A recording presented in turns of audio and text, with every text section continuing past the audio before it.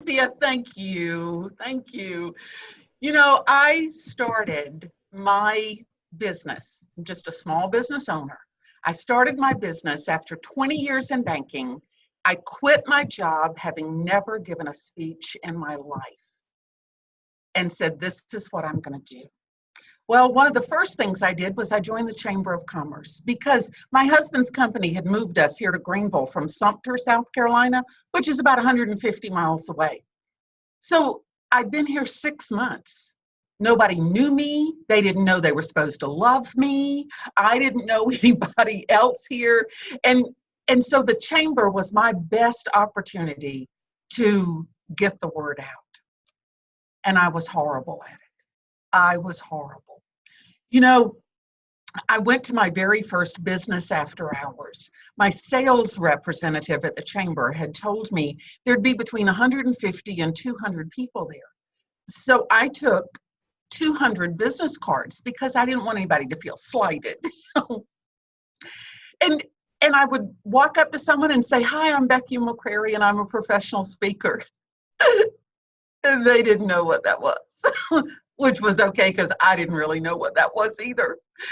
And they would just kind of, oh, that's nice. And they tell me, they're a plumber or they're in insurance sales. And we would just separate and go our own ways. It just couldn't be that difficult. So the next morning, I went out, I bought Susan Rowan's classic book, How to Work a Room, read it cover to cover. I got ready to go to my first business before hours on Friday morning. I went in, I only took 70 business cards that time because, it's a more intimate gathering. And I was just a Becky McCrary. I'm a professional speaker. And I didn't know how to make that connection for them. Because we have to do that. When we run our business, we have to let other people know not just who we are, but why would they need us? What is it that we do that would make their job easier, faster, safer, whatever it is? I went back home and I read the book again, How to Work a Room, cover to cover. Said it just can't be this hard. I don't know, maybe you're like me. When you're doing something and you just feel like this is what you absolutely must be doing, and it isn't working, I go back to the book. Yeah. And then that morning, I found my answer in Luke chapter 8, beginning in verse 4. And a large crowd was gathering, and people were coming to Jesus from town after town. And he told this parable. A farmer went out to sow his seed. As he was scattering the seed, some fell along the path. It was trampled on, and the birds ate it up. Some fell on rocky ground, and when it came up, the plants withered because they had no moisture. Other seed fell among thorns, which grew up with it and choked the plants. Still other seed fell on good soil.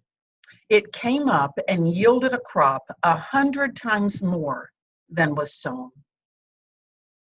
Then I got it. I realized my job was to sow the seed. My job was to let everybody know what I could do, not try to pre-qualify them before I spent any time with them, because what I discovered was business would come to me. Maybe from the person I gave my card to, maybe that card changed hands 3 or 4 times before it got to the meeting planner that was going to call me. I just knew that if I threw enough seed, some of it, enough of it, would fall on good soil. So I got ready. And I said, maybe it's not about what I do now, but maybe the lessons come from where I have been. I stuttered until I was 31 years old. As a child, as a young adult, even moving up in the banking industry, I still stuttered, and I couldn't depend on my voice to speak for me at the right time. So when I was 31 years old, my son began to stutter. And all of a sudden, the life that I thought was just my cross to bear was way too heavy for my 9-year-old son. And taking him to therapy, they gave me tools to use to help him. And I found they were helping me as well. So in those days when I stuttered so, I would have to go to meetings, have to go to events representing my employer, but I didn't have to go to the center of the room. No, I found me a chair. I sat up against in the corner or up against a wall, and I noticed people. Y'all like to people watch. Oh, I love to people watch. Sometimes I wonder, where is their mother? Either what they're wearing or how they're acting. But what I noticed, what I remembered noticing, was when I looked into the crowd, my eyes were naturally drawn to color. You don't look out and notice all the black and white that people are wearing. You notice the coral and the bright red and the navy blue. That's what your eyes naturally go to. And I thought, there's got to be something about preparing for networking that would be helpful. All right, so if I'm going to prepare to network, my first step has got to be dress for the game. Dress for the game. Those colors I mentioned, that's the networking game. But think about it. Compare it basketball to football. Well, the basketball player is not going to hit the court wearing cleats, not and expect to get anywhere. The football player is not going to hit the field wearing shorts. He's just not. And high top tennis shoes. Oh yeah, they'll just love that. But it doesn't work. The cleats are important, just like the helmet is important to the football player. And the shorts are important to the basketball player. And the padding is important to the football player. You have to wear the uniform. So dress for the game. What are you wearing? We're going to wear the colors. We're going to wear comfort. There is nothing that puts a more sour look on your face than being uncomfortable in your clothes, being too tight, knowing that they're too big, because you were blessed to lose weight in the last couple of months. More often than not, it's the other way around. But what we notice is that when we're comfortable, when our clothes fit well, when it's a color that makes us feel good, when you put on that outfit that makes you feel powerful. Wear that.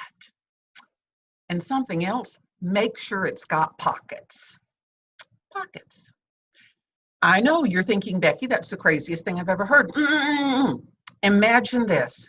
Your cards are in your left pocket. So that when you shake hands with your right hand, you can pull that card out of your pocket and present your card. Yeah. And they'll take it and they will ooh and ah appropriately. That's just the way it works. And they'll find something to comment on. Inspiring others to deliver fabulous service, build lasting relationships, and have more fun.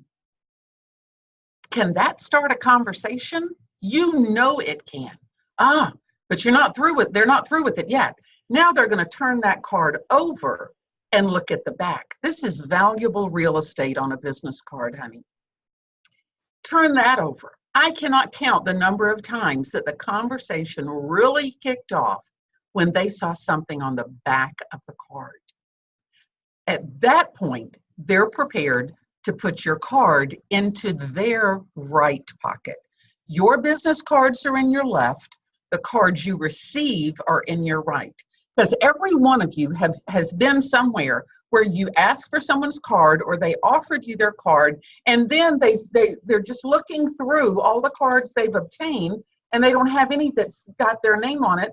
And you're thinking, well, here, I'll just take this one because I'd kind of like to know this person. But keep your cards separate, but easily accessible. And then you've got your tag, your name tag. Where does the name tag go? Again, the handshake is critical. When you shake hands with your right hand, Go for the groove. You want to take the thumbs all the way in until they meet the other thumb. Then wrap your fingers around their hand. That going for the groove reminds you that you're connecting, and you're connecting right hand to right hand. Then what happens when you shake someone's hand, your eyes naturally go to your hand to make sure that you're getting in the right spot. Your eyes follow that hand to your elbow, to your shoulder, to the name tag, because it sits on your right shoulder just under your collarbone. You can then catch the name from the name tag. You know how loud these rooms are, and you're thinking, did she say Nikki or Becky? Did he say Will, Bill, or Phil? You don't get it.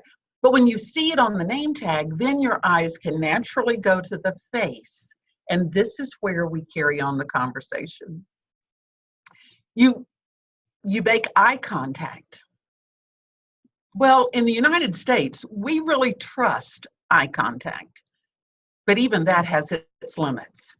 We're comfortable with about 8 seconds of eye-to-eye contact. After that, we need to move our eyes, not all of us. We're not ready to leave the conversation necessarily, but you drop your eyes to the tip of their nose. Or from the eyes, you go to the top of the ear. And just rest your gaze there for just 4 or 5 seconds. That's enough to break that contact. Then your eyes can go back to their eyes, and they're welcoming you back. They don't feel uncomfortable with that. We want to be interesting, and we want to be involved in what they're doing. We just don't want a stalking order. No. So no stalkers. So we're doing this power preparation. We're dressing for the game. Our tags and cards are important. And then that handshake. You ever had somebody stop, go to shake your hand and stop at the first knuckle? Or the second knuckle? That makes you feel better, doesn't it? No. You want to go for the groove. You want that thumb to thumb, that groove. You want a firm handshake, but just 2 pumps. 2 pumps and you're done. Just release your hand and the other person will release theirs as well. You want that firm handshake, not a wet handshake. Where do you get that wet handshake from? Most likely you were carrying around a glass right before you were introduced to this individual, or met this individual, or drew this individual into the conversation. So you had a wet glass, and now you've got a wet palm. It just doesn't make the same impression when you walk up to someone wiping your palm on your leg. So you want to keep your palms dry. Make that eye contact as you speak to them. You have known people that wear their tag on the left shoulder, and so the eyes go from the hand to the elbow to the shoulder to the face, and immediately leave the face to try to find the name. So wear your name tag on your right shoulder, get to the face, and this is where you have your conversation. So you've got dress for the game, tags and cards, handshakes, then attitude. I know, I've seen your attitude. Well, somebody's attitude, maybe not yours. You've worked all day long. You are tired. You are hungry. And now you're being told you need to go to a networking event to promote your small business. And you don't want to be there. You know what? Everybody knows that you don't want to be there, unless you tell your face to send a different message. So you smile, and that smile has to go all the way to your eyeballs. Yes, because you don't want it to just be, doesn't that look like they'd be interesting and inviting? Yeah. But you smile and you let it go all the way to your eyes, and your eyes light up, and that attracts attention. So your attitude is going to be critical. Your attitude will show your interest. It'll also show your servant heart. When you have a servant heart, it's not about me, it's about you. Your servant heart is not about you, it's about them. People can tell when you are interested in them. I had one gentleman call me one morning and he said, Becky, I'm not sure that your advice works. I said, what are you talking about, Robert? I've been practicing this advice for decades. I said, what are you talking about? He said, well, I went to an event last night. Good. Were there a lot of people there? Yes, there were. And I had to interrupt people talking about themselves in order to tell them about me and about my company. I said, Robert, you did not. He said, I did. They wouldn't let me talk. Robert, when they're talking, they are giving you clues as to where you can find their need. So if they're talking and you're working with computer systems and they're talking about issues that they have in their multiple locations or their work at home location from the main office, and that this isn't just their connection, it's a company-wide connection, now you've got a reason to make a phone call later, to send a note so that you can offer to buy them coffee and to talk more about what their need is so that you can make a proposal to fix their need. Why would you want to tell them that you're in computers when they are telling you about their need? So you set that up to be more of a servant to them than you are trying to get the attention, the focus, the spotlight on yourself. Now, I dearly disliked having to speak to strangers, especially when I was a stutterer. But when my niece decided to get married, for some reason, I can't find where this is written, but evidently it is chiseled on stone tablets that the aunts must provide a bridal shower for the niece. So by the time I got to Mama's that evening, my 4 sisters had already decided that I would be the greeter at the front door. All the places that I could have served, they put me at the front door. So here we start. And I said, all right, what's it going to take for me to enhance my comfort zone? So the first people came in, I didn't have a clue who they were. They were Melissa's friends. I put out my hand. I said, hi, I'm Becky McCrary. I'm Melissa's aunt. You can put your gift here. The food is in that direction, and Melissa is in that direction. Thank you so much for coming. Hi, I'm Becky McCrary. I'm Melissa's aunt. You can leave your gift here. The food is in that direction. Melissa's in that direction. Thank you for coming. Hi, I'm Becky McCrary. I'm Melissa's aunt. And I went, whoa. Oh my gosh. Isn't that exactly what I'm supposed to be doing at networking events? I am sowing seeds. Hi, I'm Becky McCrary. I'm a corporate trainer and association keynoter, and these are some of the things that I do, and I would love to hear more about you. And hush, or better yet, have those great questions in your pocket. Those great questions. See, when you want to make introductions for people, sometimes they don't know what to say either. I know you're shocked. So what we do is we remind people the who, what, when, where, why, how. Have some of those questions. You don't have to go down the same list. You don't have to do the whole list. You don't have to ask the same questions of everyone. Just have some things to get started. Tell me what you do. How would you describe your ideal client? When do people usually notice a benefit after working with you? How long does that typically take? Have those kinds of questions. Who, what, when, where, why, and how. Because your job is to make introductions. You're introducing yourself or you're introducing other people. You know, when you go into an event, one of the first things that I do is I look around the room to find the loner. You know there is somebody there standing in a corner or sitting in a chair up against the wall. They're not talking to anybody because they don't have anything to say. The loner.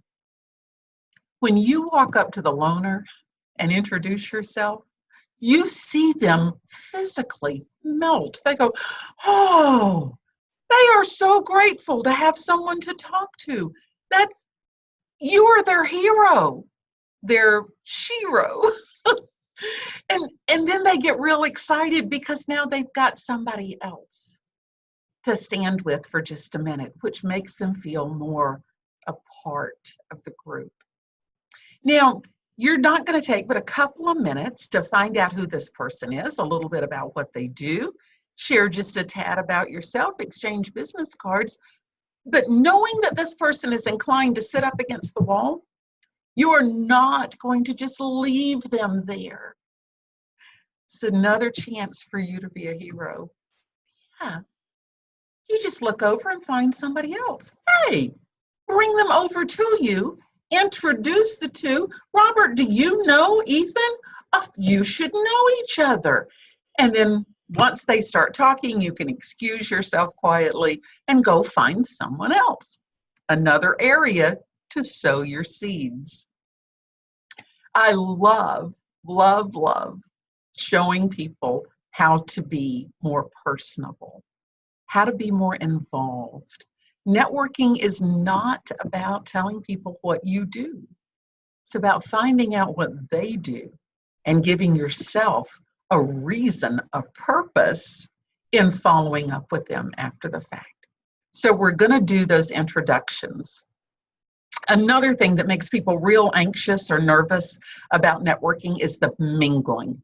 You walk into a room and they're just all over the place like ants, but they come together in little groups. There's 2 here, there's 3 here, there's 5 over here. So how do you approach people? Well, you know how to approach the one, the loner.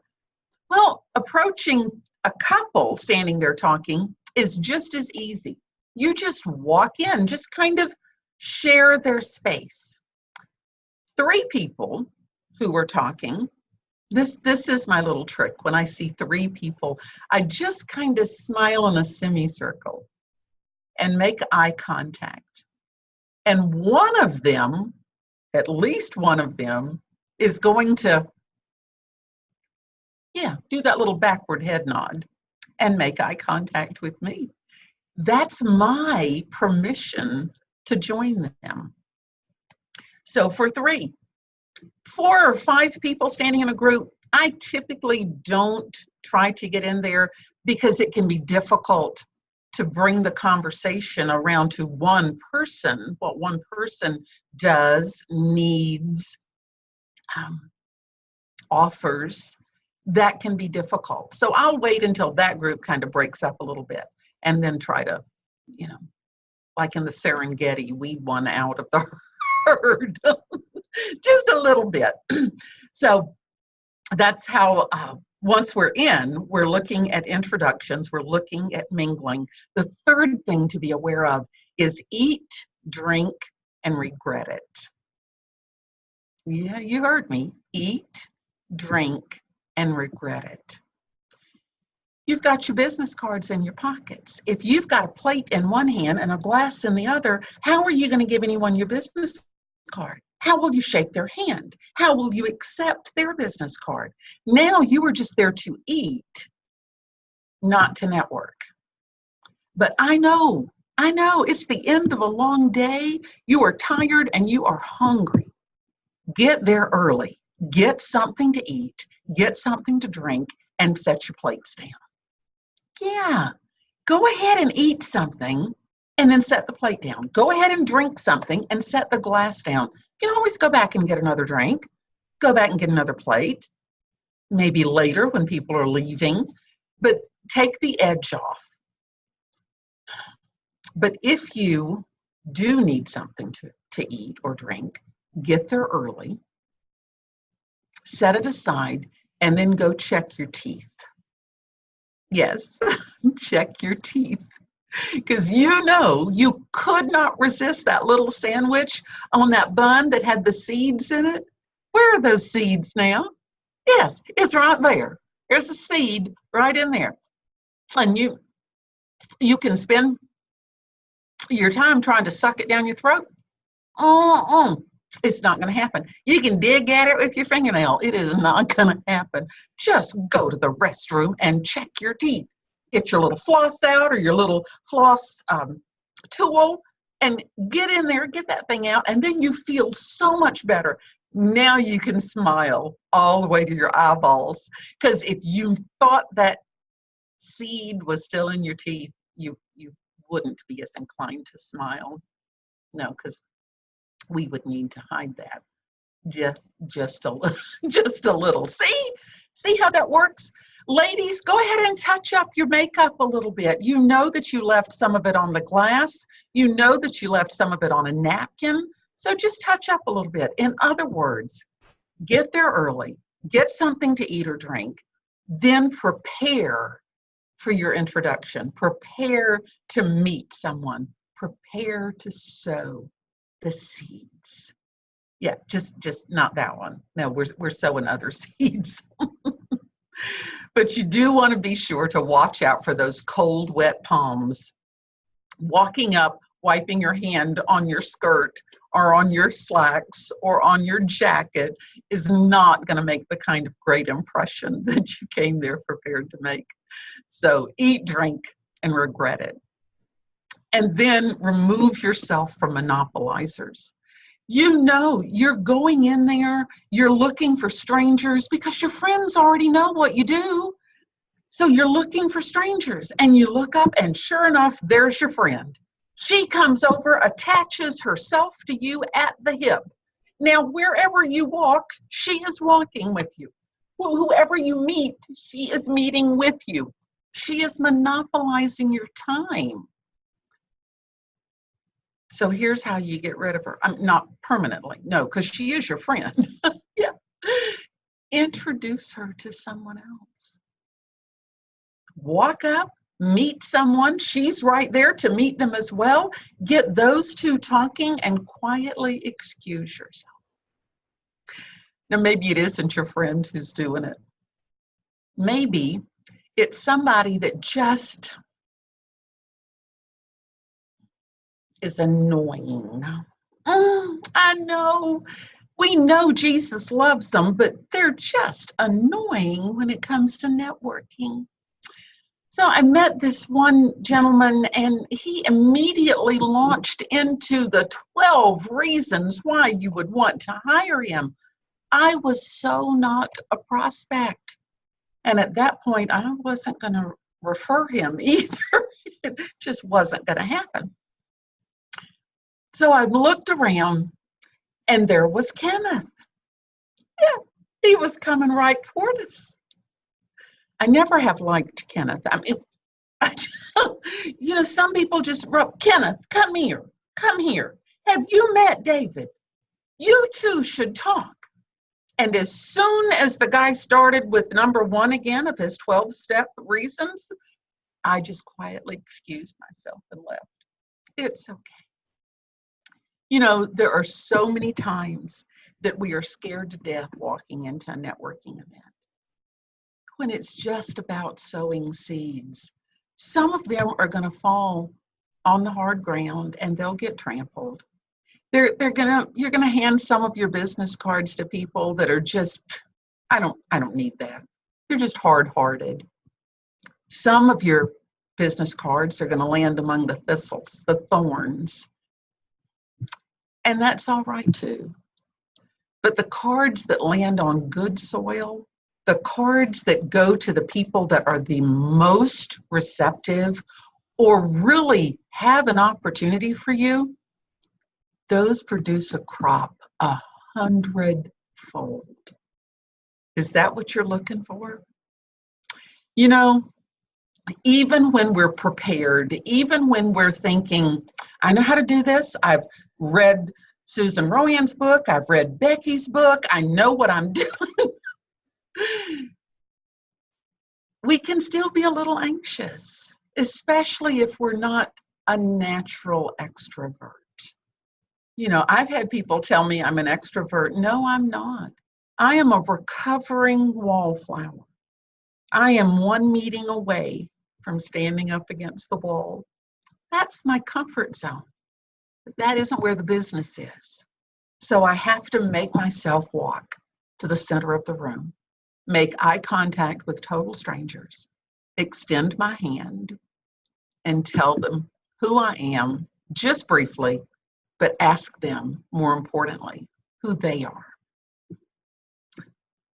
So I had been going to my own chamber events for so long, and I knew most everybody that was there, and I felt like, you know, it was time to get outside of my comfort zone. So I joined another chamber of commerce, just right down the road, but with other businesses around them. One thing after another kept me from attending any event until the Christmas event. And I vowed that I was going to make that event. Well, I dressed on purpose. You know, yes, I was comfortable. I had my pockets. I had the smile on my face. I ate before I got there. I was so ready to just be in the moment. I picked up a toy for the little tots, you know, took that to the chamber and had to walk up a wooden staircase. Clop, clop, clop, clop. I was making so much noise. That meant everybody was going to be looking at me. This is not the way I wanted to start. They don't know me. They don't know they're supposed to love me. So I stopped halfway up because I'd noticed my palms were getting a little clammy. And I said, Becky, you can do this, but it's time to practice what you preach. Well, God was looking out for me because by the time I got to the top of the stairs, they were making announcements inside the room. Everybody was looking in the other direction. Ooh.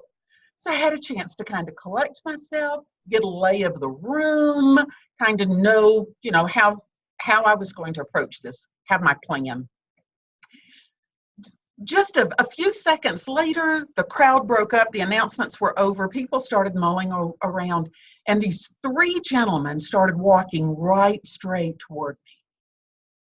I can do that. There's the three gentlemen. I smiled in the little circle, and the guy right in the middle. That's my invitation. I walked straight into the middle of this room full of strangers, extended my hand, made eye contact with this guy in the middle, said, "Hi, my name is Becky McCrary, and this is my first opportunity to network at this chamber."